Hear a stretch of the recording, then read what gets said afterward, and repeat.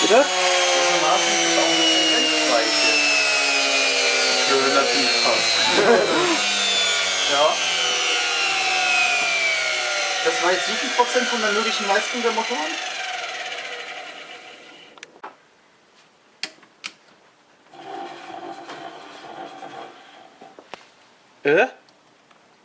Durchlegiert!